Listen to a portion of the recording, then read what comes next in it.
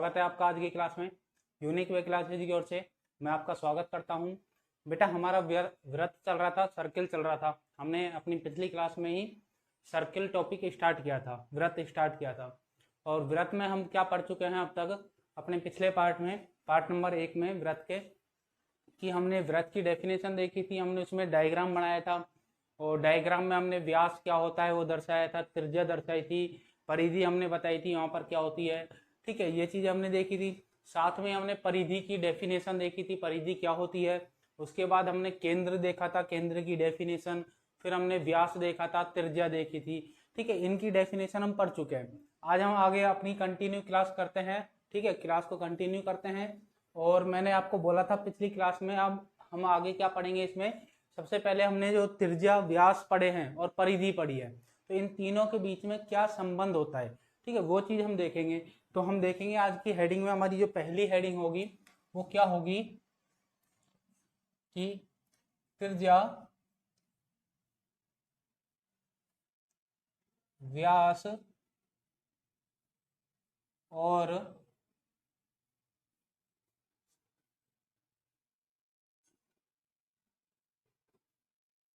परिधि में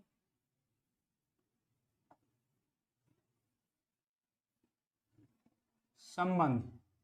त्रिज्या व्यास और परिधि में संबंध। ठीक है, त्रिज्या हमने बात करी थी, किससे लिखते हैं हम, आर से लिखते हैं। व्यास को हम किससे लिखेंगे, डी से लिखेंगे। ये मैंने आपको बताया सब।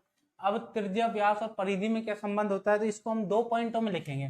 कैसे, जैसा कि पहला पॉइंट की बात करते हैं, तो ये मैंने आपको कल ही बता दिया था, अपनी पिछली क्लास में बता दिया था। क्या देखा था हमने अपनी पिछली क्लास में कि हमारा जो व्यास होता है वो त्रिज्या का क्या होता है, दुगुना होता है। या हम ऐसे बोलें कि जो त्रिज्या होती है वो व्यास की क्या होती है, आधी होती है। तो इन त्रिज्या और व्यास के बीच में तो यही संबंध होता है जो हमने पिछली क्लास में बात कर चुके हैं। तो हम यहाँ पर लिख लेंगे कि जो व्यास है, व्यास त्रिज्या का दुगुना होता है। ठीक है, इन दोनों के बीच का संबंध तो पता लग गया। अब बात करते हैं परिधि और व्यास के बीच में क्या संबंध होता है। ठीक है, परिधि और व्यास के बीच में क्या संबंध होता है। तो परिधि और व्यास के बीच में अगर मैं संबंध की बात करता हूं तो यहां पर क्या होगा, देखो, परिधि परिधि व्यास की 22/7 गुना होती है, गुना होती है।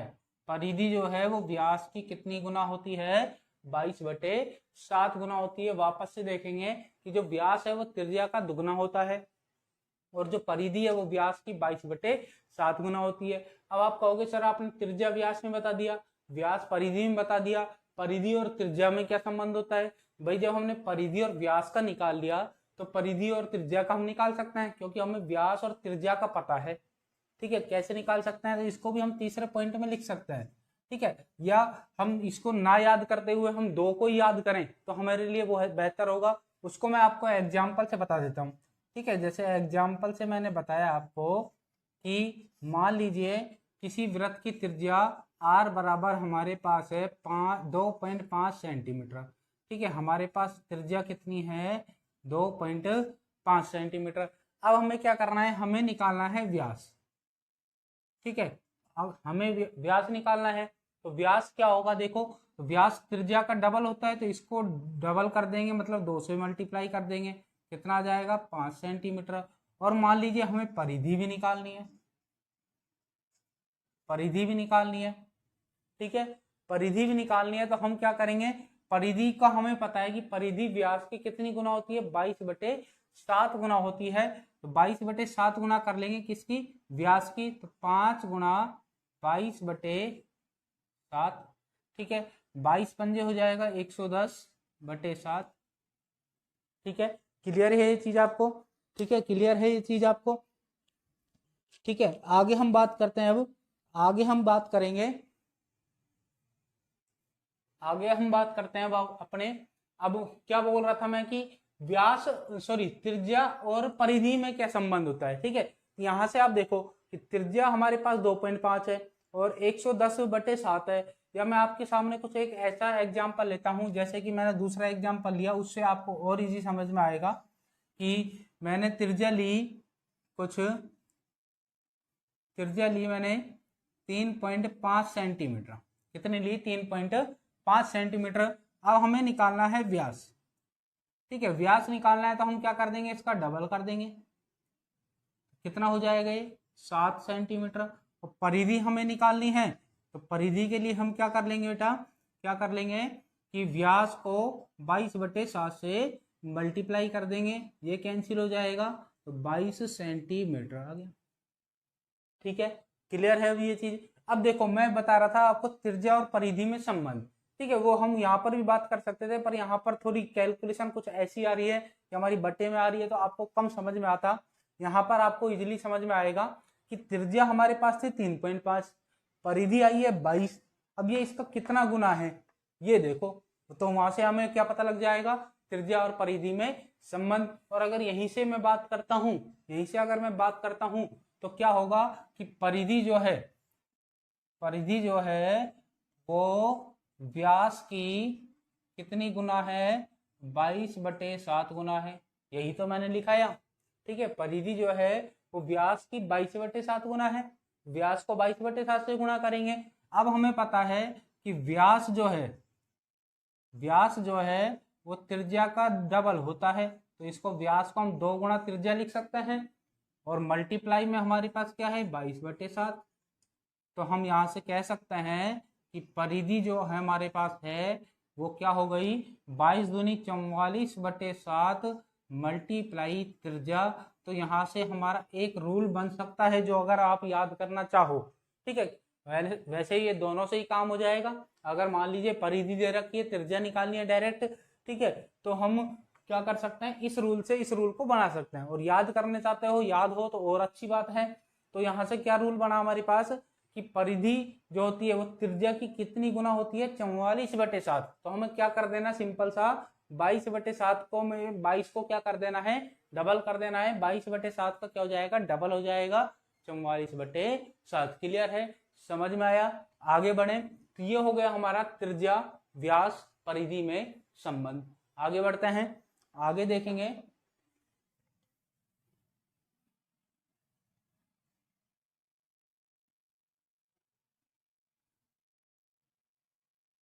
आगे जो हमारी हेडिंग है वो है चाप।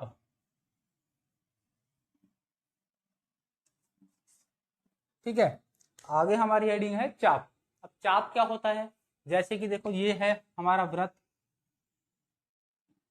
ठीक है, डेफिनेशन की अगर मैं बात करता हूं पहले चाप की, तो चाप की डेफिनेशन क्या होगी कि वृत्त की परिधि का कुछ भाग, वृत्त की परिधि का कुछ भाग वृत्त का चाप कहलाता है।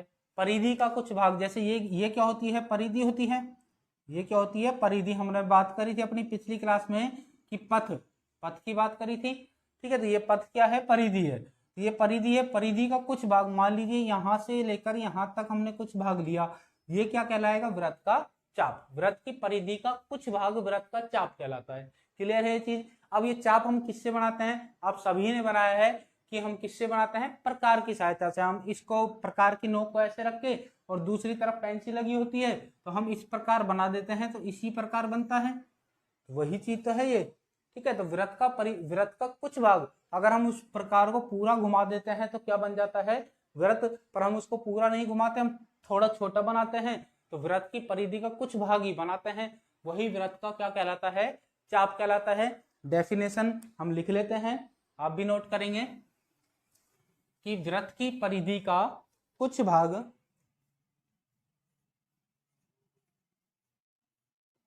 वृत्त की परिधि का कुछ भाग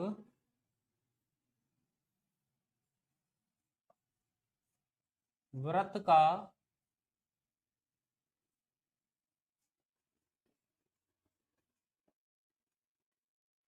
चाप कहलाता है। ठीक है, वृत्त का चाप कहलाता है। और डायग्राम अगर बनाना चाहते हैं तो इसमें हम ये डायग्राम बना लेते हैं। ये हमने क्या बना लिया, डायग्राम। ठीक है, ये हो गया हमारा चाप ए बी। क्लियर है, आगे बढ़े। आगे बढ़ते हैं तो अगली हमारी जो हेडिंग आएगी वो आती है जीवा। क्या आएगी, जीवा। जीवा क्या होती है बच्चों, देखो कल हमने बात करी थी व्यास की। व्यास क्या होता है, व्यास की हमने बात करी थी, तो हमने डायग्राम में कुछ इस प्रकार व्यास को समझा था। ये केंद्र था और ये व्यास। इसकी डेफिनेशन की अगर हमने बात करी थी तो वृत्त की परिधि पर दो बिंदुओं को मिलाने वाली रेखा, वृत्त की परिधि पर स्थित दो बिंदु, कौन से दो बिंदु हो जाएंगे, ये दो बिंदु, इन दोनों बिंदुओं को मिलाने वाली रेखा जो केंद्र से होकर गुजरती है क्या कहलाती है, वृत्त का व्यास कहलाती है। ये हमने बात करी थी अपनी पिछली क्लास में। ठीक है, अब जीवा की भी सेम यही परिभाषा होती है, यही डेफिनेशन होती है, बस थोड़ा सा फर्क होता है कि व्यास की जो रेखा होती है, व्यास वाली जो रेखा होती है वो केंद्र से होकर जाती है, और जीवा की जो रेखा है, सरल रेखा है, वो केंद्र से होकर नहीं जाएगी। मान लीजिए यहां से जा रही है, ये क्या है, जीवा। ये मान लीजिए यहां से जा रही है, अब जरूर नहीं है ऐसे ही हो, ऐसे भी हो सकती है, बस केंद्र से होकर नहीं जानी चाहिए। ठीक है, तो इसकी डेफिनेशन क्या बनाएंगे कि वृत्त की परिधि पर स्थित दो बिंदु को मिलाने वाली सरल रेखा जो केंद्र से होकर नहीं जाती है, वृत्त की जीवा कहलाती है। क्लियर है, समझ में आया। आगे लिख लेते हैं इसको, और अच्छे से समझ में आएगा जब मैं लिखूंगा, साथ साथ आप भी नोट करेंगे। क्या है डेफिनेशन, वृत्त की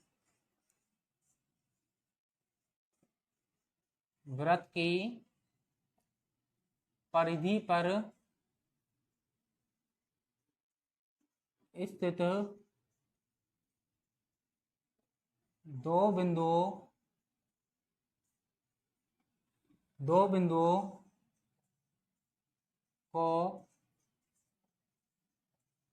को मिलाने वाली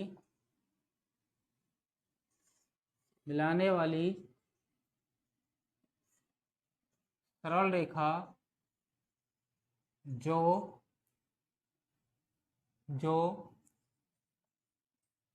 वृत्त के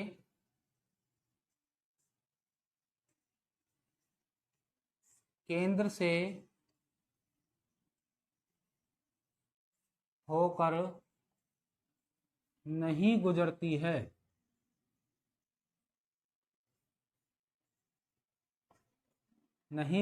है,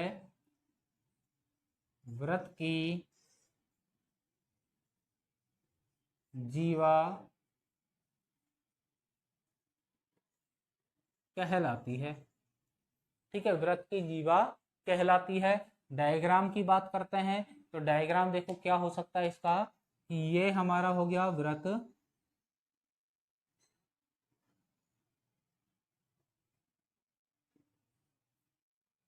ठीक है, ये हमारा हो गया वृत्त, ये हो गया केंद्र, और केंद्र से होकर नहीं जाएगी, ये हो गई हमारी जीवा। ठीक है, ए बी हमारी क्या हो गई, जीवा हो गई। केंद्र का नाम अगर देना चाहते हैं तो ओ दे दिया। क्लियर है, यहाँ पर ए बी हमारी क्या है, जीवा है। ठीक है, यहाँ पर लिख देते हैं, यहाँ ए बी वृत्त की जीवा है। ए बी वृत्त की क्या है, जीवा है। तो समझ में आया जीवा, अच्छी बात है, समझ में आया। ठीक है, तो हमने चाप देख लिया, जीवा देख ली, संबंध भी देख लिया, किस किस में, त्रिज्या में, व्यास में और परिधि में। आगे अब हमारा क्या आता है, सर्किल के अंदर ही, वृत्त के अंदर ही अगला हमारा टॉपिक क्या आता है, उसकी अगर हम बात करते हैं तो बेटा देखेंगे कि अगला हमारा जो टॉपिक आता है वो आता है वृत्तखंड। ठीक है, वृत्तखंड आता है, तो वृत्तखंड हम पढ़ेंगे अपनी नेक्स्ट क्लास में। आज के लिए इतना ही बहुत है। हम छोटी छोटी आपके लिए वीडियो लेकर आ रहे हैं, ज्यादा लंबी नहीं लेकर आ रहे हैं, ताकि आप आराम से पढ़ सको। ठीक है, ज्यादा लंबी लेकर आएंगे तो आप भी बोर हो जाओगे, और बाकी सब्जेक्टों की क्लासें भी होती हैं आपकी ऑनलाइन, ठीक है, तो वो भी आप पढ़ते हो, इसलिए ज्यादा हम लंबी क्लास नहीं लेकर आ रहे हैं, आपके लिए छोटी छोटी लेकर आ रहे हैं। साथ साथ आप नोट्स बनाते जाइए, रेगुलर क्लास लेते जाइए, रेगुलर अपनी पढ़ाई को रखिए जब तक स्कूल नहीं ओपन होते हैं। ठीक है, और अगर आपको हमारी वीडियो अच्छी लगती है तो प्लीज़ लाइक करें, खूब सारा शेयर करें, और सब्सक्राइब करना बिल्कुल भी ना भूलें। तो मिलते हैं अपनी नेक्स्ट क्लास में, तब तक के लिए।